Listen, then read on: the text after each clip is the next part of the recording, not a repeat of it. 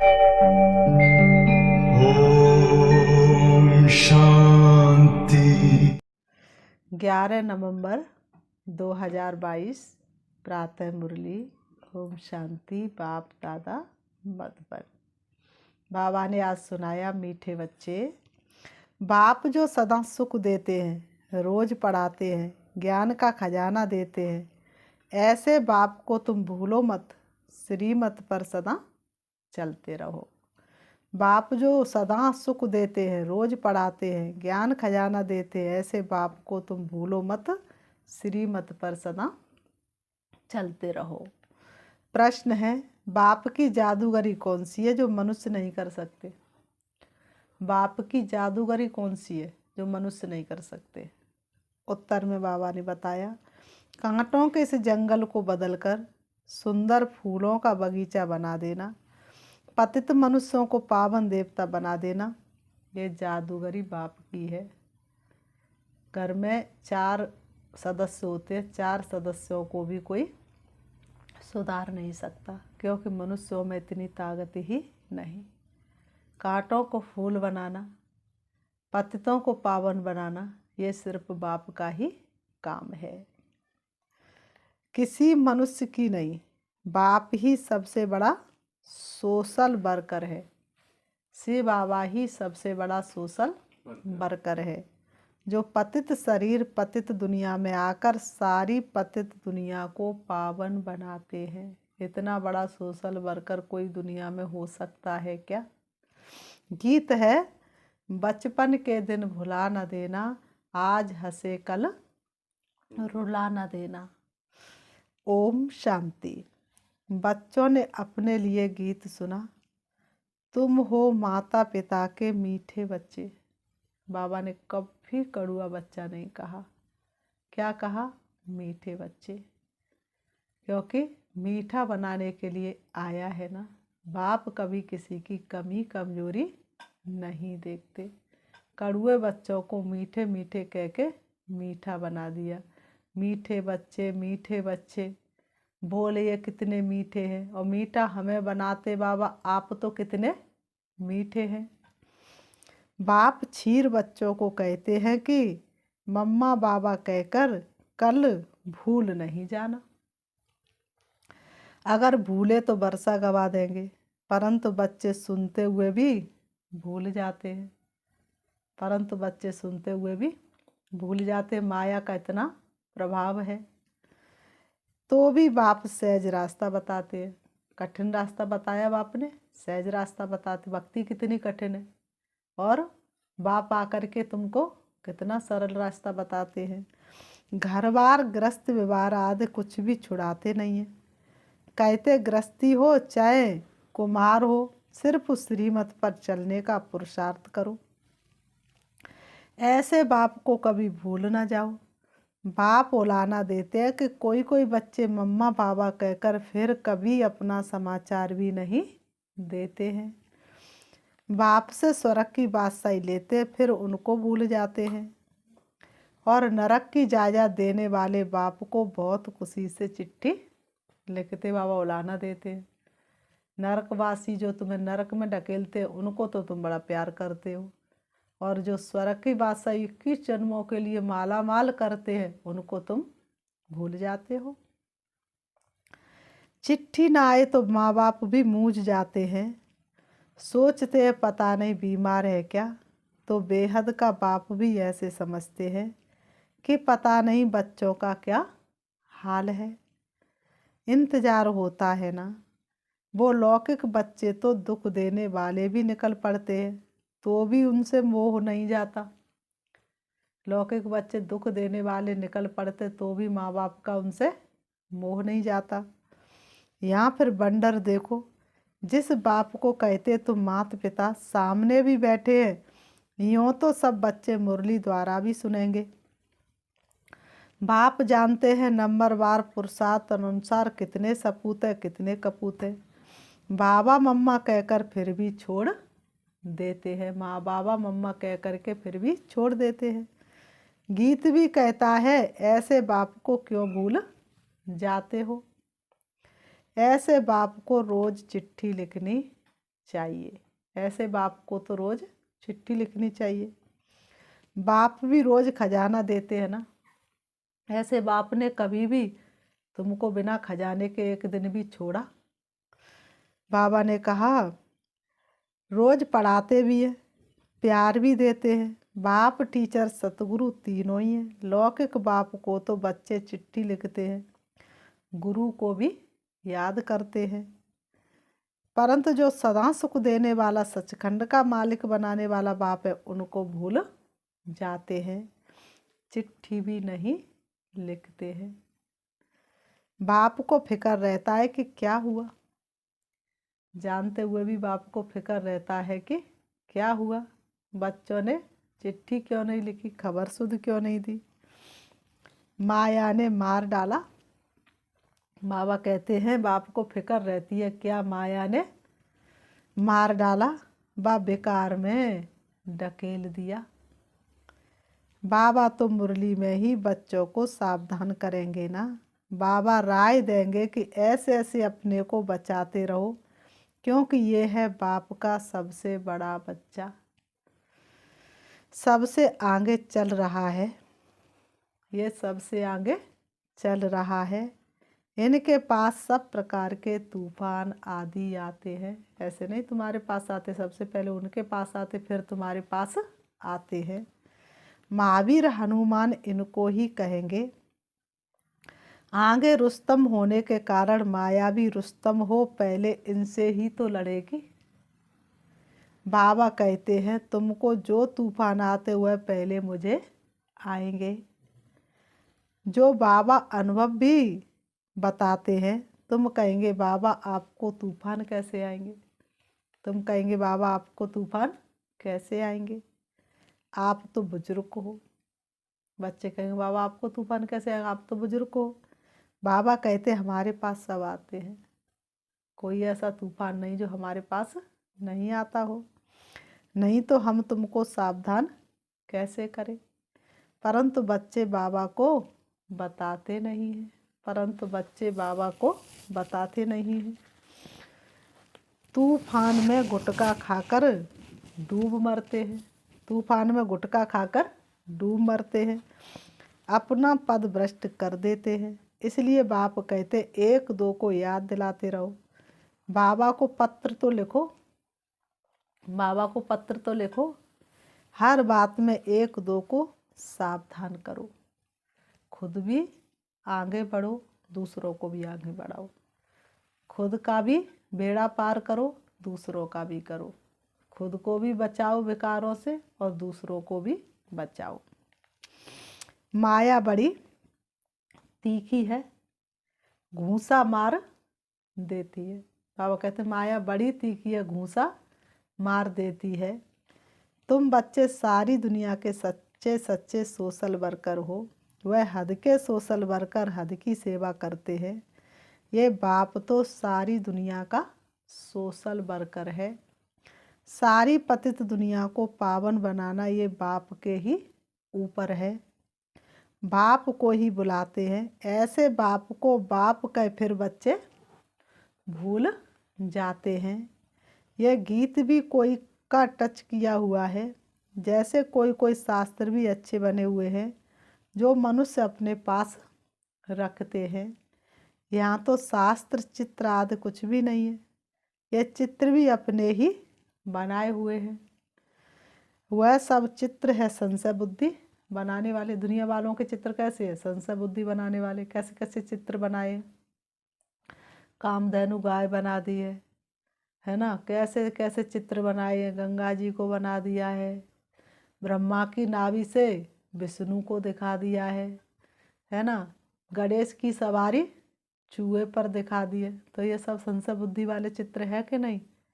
तो बाबा ने कहा ये सब संशय बुद्धि वाले चित्र हैं, ये चित्र है निश्चय बुद्धि बनाने वाले। दुनिया को तो ये मालूम ही नहीं है कि भारत स्वर्ग था, भारत का कितना मान है। यहाँ ही से बाबा आते हैं, शिव को बाबा कहते फिर है ब्रह्मा बाबा, विष्णु को बाबा नहीं कहेंगे, ये भी तुम बच्चे जानते हो। दुनिया के मनुष्य तो कहते हे पतित पावनाओ, हम पतित हैं, आकर पावन बनाओ। परंतु ये नहीं जानते कि वह पतित से पावन कैसे बनाएंगे, कहाँ ले जाएंगे। बस तोते के मुहापिक रटते रहते हैं, बोलते रहते हैं, बेगर अर्थ कुछ भी नहीं जानते। अरे गॉड फादर कहते हो, फादर माना प्रॉपर्टी, और किसको फादर नहीं कहा जाता? फादर माना प्रॉपर्टी। विष्णु और शंकर को भी फादर नहीं कह सकते, तो और किसी को, विष्णु शंकर को जब फादर नहीं कह सकते तो और किसी को फादर कैसे कहेंगे? तो बाबा ने कहा सब समझते हैं कि गॉड फादर निराकारी है। आत्मा इस देह में आकर पुकारती है, ओ गॉड फादर। बाप आकर देही अभिमानी बनाते हैं। तुम बाप को कहते हो बाबा हमको पावन बनाओ और पावन दुनिया में ले चलो। से बाबा आते हैं भारत में पवित्र प्रवृत्ति मार्ग बनाने। कहते ना गृहस्थ आश्रम से बड़ा कोई आश्रम नहीं। लेकिन कब था गृहस्थ आश्रम? सतयुग त्रेता में। तो फिर से बाप गृहस्थी को क्या बनाने आए? आश्रम बनाने आए। आश्रम माना पवित्रता, पवित्रता माना सुख शांति। बाप कहते तुम प्रवृत्ति मार्ग वाले पावन थे, तुम ही चाहते हो हम पावन बने। स्वर्ग को याद करते हो, वैकुंठ कहने से श्री कृष्ण याद आता है। ये नहीं समझते कि प्रवृत्ति मार्ग के महाराजा महारानी लक्ष्मी नारायण को याद करें। अब मनुष्य चाहते हैं शांति। ये सारी दुनिया का क्वेश्चन है, उसकी जवाबदारी बाप के ऊपर है। सारी दुनिया का क्वेश्चन है, दुनिया में शांति कब होगी? तो ये किसकी जवाबदारी है? बाप की। मनुष्य तो सारी दुनिया में शांति ला ही नहीं सकते। जब भारत नरक हो जाता है तो उसको स्वर्ग बनाने बाप ही आते हैं। नरक फिर कौन बनाते, कब बनाते, ये कोई नहीं जानते। बाप कहते हैं मैं तुमको स्वर्गवासी बनाता हूँ, स्वीट वर्ल्ड में ले जाए, फिर तुमको स्वीट बादशाही में भेज देंगे। ऐसे बाप से तो रात दिन पढ़कर पूरा वर्षा लेना चाहिए। ऐसे बाप से तो रात दिन पढ़कर पूरा वर्षा लेना चाहिए। वास्तव में रात दिन कोई पढ़ाया नहीं जाता। बाबा कहते सवेरे और रात को 1 घंटा रेगुलर पढ़ो। सवेरे का समय तो सबको मिलता है, 1 सेकंड की बात है, सिर्फ बाबा और वर्षे को याद करना है। फिर भी तुम भूल जाते हो ना, 1 सेकंड की बात है, बाप को याद करना है और वर्षे को याद करना है, फिर भी तुम भूल जाते हो। फिर कहते हो बाबा हम क्या करें? याद भी बड़ी सहज है, सृष्टि चक्र का ज्ञान भी बड़ा सहज है। कैसे सृष्टि का चक्र घूमता है ये भी बड़ा सहज है। ये है पाप आत्माओं की दुनिया, तुमको पुण्य की दुनिया में जाना है। शिव बाबा को याद करो। गृहस्थ व्यवहार में रहने वालों के लिए भी बहुत सहज है। तो बाप बच्चों को जरूर याद करते हैं। तो बाप बच्चों को जरूर याद करते। बताओ, बच्चों को तो एक बाप को याद करना है और बाप इतने बच्चों को याद करते हैं। फलाने की कभी चिट्ठी नहीं आती, क्या हो गया है? बात जब सामने आते तो पूछता हूँ क्या बेहोश तो नहीं हो गए थे? बाबा कहते जब सामने आते तब पूछता हूँ क्या बेहोश तो नहीं हो गए थे? बाप के साथ इतना लव नहीं, बाप के इतना भी प्यार नहीं बाप के साथ, जो बाप को कभी चिट्ठी भी लिखो। पाई पैसा कमाने वाले पर लव चला जाता है। बाबा को समाचार देना चाहिए, बाबा हम जीते हैं, खुश है। औरों को भी परिचय देते रहते हैं। बाबा तो रोज मुरली में याद प्यार भेजते हैं। बाकी एक एक का नाम तो नहीं लिख सकते हैं, रोज डेली याद प्यार भेजते हैं ना, बाकी एक एक का नाम तो नहीं लिख सकते। तो बच्चों को भी अपना समाचार देना चाहिए। इस समय सारी दुनिया का मोह काला हो गया है ना, इस समय सारी दुनिया का मोह काला हो गया है। उनको बाबा आकर गोरा बनाते हैं। बाबा भारत का मोह फेर देते हैं। कांटों के जंगल को फूलों का बगीचा बनाते हैं। कैसा जादूगर है बाबा, कैसा जादूगर है। स्वर्ग के बगीचे में भारती होता है। वहाँ ये पता नहीं रहता कि हमारे पीछे और कौन कौन आने वाले हैं। सतयुग में थोड़ी नहीं पता रहता कि अब त्रेता आएगा, फिर द्वापर आएगा, फिर कलयुग आएगा। बाबा ने कहा समझते हैं बस हम ही विश्व के मालिक हैं। सतयुग को कहा जाता है गार्डन ऑफ अल्लाह। फिर जंगल कोई गॉड नहीं बनाते। ये कलयुग थोड़ी नहीं भगवान लाते हैं, ये तो रावण बनाते हैं। रावण पुराना दुश्मन है जिसको कोई नहीं जानते हैं। बाबा पूछते तुम किसकी संतान हो? बाबा हम ब्रह्मा के बच्चे शिव बाबा के पुत्र हैं। शिव बाबा ब्रह्मा द्वारा वर्षा देते हैं। ब्रह्मा द्वारा स्वर्ग की स्थापना कर रहे हैं। तुम बाबा के बच्चे बने ही हो वर्षा लेने के लिए। कोई किसी को गोद लेता है तो संपत्ति होती तभी तो लेता है, और बिना संपत्ति वाले को कोई अपने बच्चे को कैसे देगा? तो तुम बाबा के बने किस लिए हो? वर्षा लेने के लिए। बाबा कहते याद रखना, भूलना नहीं। कहते बाबा घड़ी घड़ी भूल जाते। अरे तुमको जो नरकवासी बनाते उनको याद करते हो और स्वर्गवासी बनाने वाले बाप को भूल जाते हो। बाप को नहीं भूलेंगे तो वर्षे को भी नहीं भूलेंगे। शिव बाबा याद रहेगा तो सतयुग की बादशाही भी याद रहेगी। बाबा ने कहा इस समय तो बाबा हाजिर नाजिर है। कहते भी हैं हाजरा हजूर, वह भी गुप्त है। ऐसे नहीं कहेंगे कि हम उनको देखते हैं। आत्मा गुप्त तो बाप भी गुप्त। आत्मा शरीर में आकर बोलती है मुझे भी शरीर चाहिए, नहीं तो आऊँ कैसे? गर्भ में आऊँ तो गर्भ जेल में आना पड़े। मैं गर्भ जेल में क्यों आऊँ? बाबा कहते मैं गर्भ जेल में क्यों आऊँ? बाबा ने कहा मैंने कौन सा गुनाह किया सो मैं गर्भ जेल में आऊँ? और मैं भी गर्भ जेल में आ जाऊँ तो तुम्हें दुख से कौन छुड़ाए, तुम्हें पावन कौन बनाए? गर्भ मैल तो होता ही है स्वर्ग में। हम स्वर्ग में आकर क्या करेंगे? फिर बाबा कहते हैं चलो गर्भ जेल में ना आऊँ तो गर्भ मैल स्वर्ग में होता। तो बाबा कहते मैं गर्भ मैल में आकर क्या करूँ? स्वर्ग का मालिक तो तुम बच्चों को ही बनाता हूँ। यहाँ सन्मुख बैठकर सुनने से सबको मज़ा आता है। यहाँ से बाहर जाने से सब कुछ भूल जाते हैं। 21 जन्मों की राजाई लेना और साधारण प्रजा में पद पाना फर्क तो बहुत है ना। भील लोग रोटला खाते हैं, साहूकार माल खाते हैं। फर्क है मर्तबे का, परंतु दुखी तो दोनों ही होते हैं। सोई भील लोग और वो साहूकार लोग दोनों ही दुखी हैं। स्वर्ग में फिर सब सुखी होते हैं, परंतु मर्तबा नंबरवार है सब सुखी लेकिन मर्तबा नंबरवार है। हमको पुरुषार्थ करके ऊंच पद पाना है, मम्मा बाबा को फॉलो करना है। इस समय श्रीमत मिलती है तो माता पिता को फॉलो करना पड़े। माता पिता तो साकार में चाहिए, शिव बाबा को तो पुरुषार्थ करना नहीं है। वो ना पतित बने ना उन्हें पावन बनने का पुरुषार्थ करना पड़े। मम्मा बाबा पुरुषार्थ कर 21 जन्मों का राज्य भाग लेते हैं। फिर जो अच्छा पुरुषार्थ करते वह गद्दी पर बैठते हैं। 8 पास विद ऑनर होते हैं, उनमें आना चाहिए। पास विद ऑनर कितने होंगे? 8। उनमें नहीं तो 8 में नहीं आ सकते तो 1 से 8 में आओ। मार्जिन तो 16,000 1 से 8 की भी है। 16,000 1 से 8 की बहुत बड़ी माला होती है। उनको बैठ खींचते, यहाँ माला जपने की बात नहीं। बाप तो कहते हैं फॉलो करो।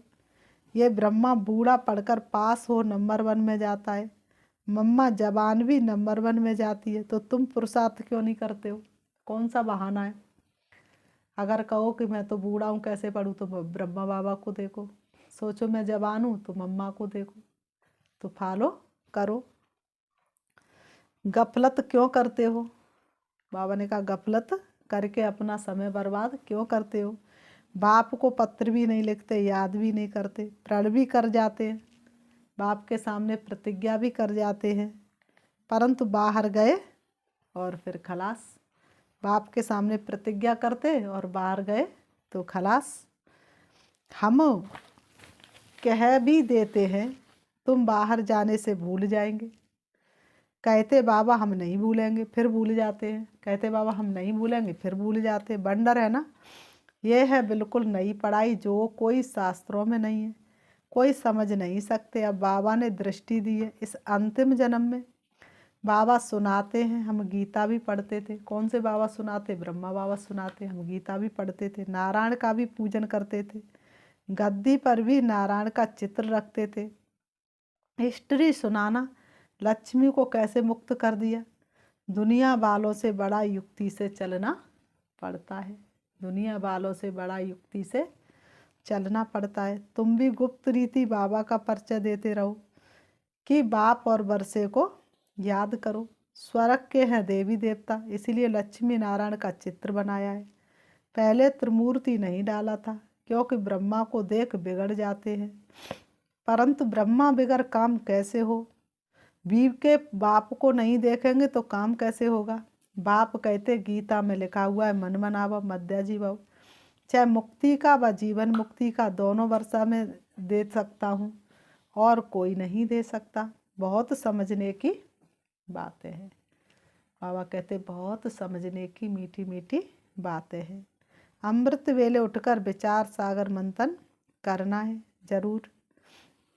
दिन में भल काम करो, परंतु अमृत वेले 4 बजे से 5 बजे तक बैठकर याद करो। दिन में भल कितना भी काम करो, लेकिन 1 घंटा 4 से 5 प्यारे बाबा को एक्यूरेट याद करो तो बहुत सुख फील होगा। बाबा स्वीट होम से हम बच्चों को पढ़ाने आते हैं, फिर चले जाते हैं। कहते मुझे याद करो तो खाद निकलेगी। जब सच्चा सोना बन जाएंगे तब पास विद ऑनर होंगे।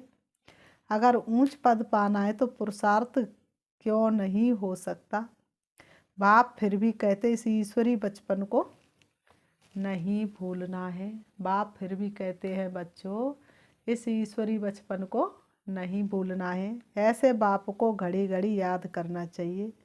याद से तुम कंचन बनते जाते हो, याद से तुम कंचन बनते जाते। फिर बाबा ने कहा अच्छा मीठे मीठे सिकी लते बच्चों प्रति मात पिता बाप दादा का याद प्यार और गुड मॉर्निंग। रूहानी बाप की रूहानी बच्चों को नमस्ते। हम रूहानी बच्चों की रूहानी बाप दादा को याद प्यार और नमस्ते नमस्ते नमस्ते। धारणा के लिए मुख्य सार नंबर 1, किसी भी प्रकार की गफलत नहीं करनी है। 1-2 को सावधान कर बाप की याद दिलाए उन्नति को पाना है। अपने ईश्वरी बचपन को भूलना नहीं है। नंबर 2, माता पिता को फॉलो करते रहना है। माया के तूफानों से डरना नहीं है। अमृत वेले बाप की याद में बैठकर सुख का अनुभव करना है। वरदान, दृढ़ता की शक्ति से सफलता प्राप्त करने वाले प्रयोगशाली त्रिकालदर्शी भव। दृढ़ता की शक्ति से सफलता प्राप्त करने वाले प्रयोगशाली त्रिकालदर्शी भव। स्पष्टीकरण, बाप दादा का वरदान है जहाँ दृढ़ता है वहाँ सफलता है। तो दृढ़ता से कोई भी गुण व शक्ति के प्रयोग का प्रोग्राम बनाओ और पहले स्वयं में संतुष्टता का अनुभव करो। दृढ़ संकल्प हो कि मुझे करना ही है। दूसरों के अलबेलेपन का प्रभाव नहीं पड़ना चाहिए। त्रिकालदर्शीपन की स्थिति के आसन पर बैठकर जैसा समय वैसी विधि से पहले स्वयं सिद्धि स्वरूप बनो, तब प्रयोगशाली आत्माओं का पावरफुल संगठन तैयार होगा और उस संगठन की किरणें बहुत कार्य करके दिखाएंगी। स्लोगन, सर्व की दुआएं प्राप्त करने वाले ही संतुष्ट मणि हैं। सर्व की दुआएं प्राप्त करने वाले ही संतुष्ट मणि। अच्छा, ओम शांति। अभी हम 5 मिनट श्री बाबा को याद करेंगे। चारों तरफ से अपने मन को हटाएंगे, टिकाएंगे अपने मन को एक ही संकल्प में। मैं शक्तिशाली आत्मा हूँ, मैं शक्तिशाली आत्मा हूँ, मैं शक्तिशाली आत्मा हूँ, मैं निर्विघ्न आत्मा हूँ, मैं निर्विघ्न आत्मा हूँ, मैं निर्विघ्न आत्मा हूँ, सर्वशक्तिवान बाप की संतान हूँ, इसलिए कोई भी विघ्न मेरे सामने टिक नहीं सकता। मेरे अंदर सर्व शक्तियाँ हैं। मैं रूप में बिंदु हूँ, अति सूक्ष्म हूँ, लेकिन मेरा प्रकाश सूर्य से भी ज़्यादा तेज है। मुझे आत्मा की किरणें चारों तरफ फैली हुई हैं। मैं आत्मा सारे विश्व के दुख हरने वाली हूँ, क्योंकि मैं दुख हरता सुख करता बाप की संतान हूँ। अब मैं आत्मा अपने प्यारे पिता परमात्मा से मिलने के लिए उनके पास परम धाम जा रही हूँ। पहुँच जाती हूँ अपने मीठे घर में। देख रही हूँ शक्तिशाली सर्व शक्तियों के सागर, पूरे ब्रह्मांड में जिनका प्रकाश फैला हुआ है। दिव्य चक्षु के द्वारा मैं अपने प्यारे पिता परमात्मा को देख रही हूँ।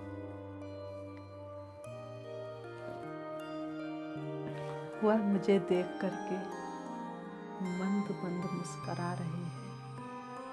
उनकी मुस्कुराहट की मुझे अनुभूति हो रही है।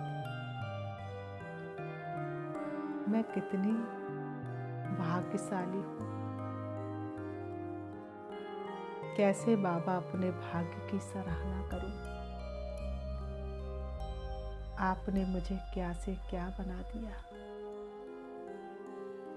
आपने मुझे भटकने से छुड़ा दिया। मैं पद्मा पदम भाग्यशाली हूँ। स्वयं भाग्य विधाता का वरदानी हाथ मेरे सिर पर है। इससे बड़ा भाग्य और क्या हो सकता है। उनकी किरणें मुझे शक्तियों से भरपूर करती जा रही हैं। मैं आत्मा शक्तिशाली स्थिति का अनुभव कर रही हूँ। शिव बाबा से शक्ति लेकर मैं वापस आ रही हूँ। आ जाती हूँ सृष्टि रंगमंच पर। दोनों ब्रह्मों के बीच ब्रह्मकुटी में विराजमान हो जाती हूँ। अब मुझे आत्मा में पहले से कई गुना ज़्यादा शक्ति है। मेरी शक्तियाँ अनेक मनुष्य आत्माओं का कल्याण कर रही हैं। सबके दुख हर रही है, सुख का अनुभव करा रही है। ओम शांति।